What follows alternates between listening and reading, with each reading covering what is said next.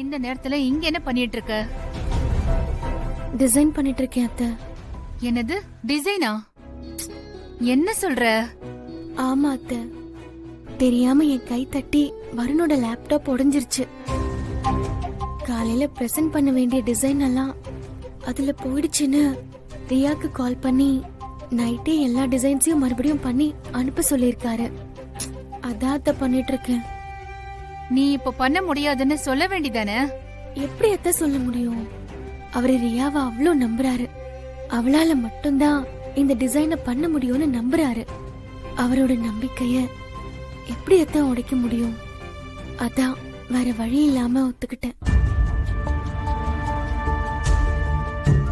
நீங்க அன்னைக்கு ஹெல்ப் பண்ணீங்க, எப்படியோ டிசைன் பண்ணிட்டேன். ஆனா இப்போ எவ்வளவோ ட்ரை பண்றேன், அதே மாதிரி டிசைன் வரவே மாட்டேங்குது.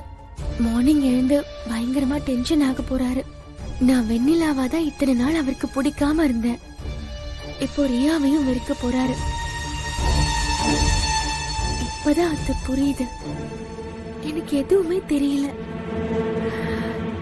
உண்மையாவே நான் அவருக்கு சரியான ஜோடி இல்ல. அவன் சந்தோஷத்தை பெருசா பாக்குற. உன்னை விட பெஸ்ட் ஜோடி வருணுக்கு கிடைக்கவே மாட்டாங்க. நீ வேணா பாரு, வருணும் உன்னை சீக்கிரமா புரிஞ்சுப்பான்.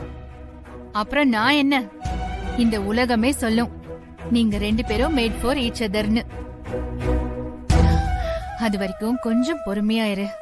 அவர் எதிர்பார்க்கிற மாதிரி இந்த டிசைன் கூட எனக்கு பண்ண தெரியல. இதெல்லாம் ஒரு பெரிய விஷயமே இல்ல. நீ கண்டதையும் மனசுல போட்டு குழப்பிக்காத, சரியா? இல்ல அத்தை, இத முடிக்காம தூங்கினா வருண் அப்புறம் மார்னிங் ரொம்ப டென்ஷன் ஆயிடுவாரு. நான் இருக்கேன்ல, நான் பாத்துக்கிறேன்.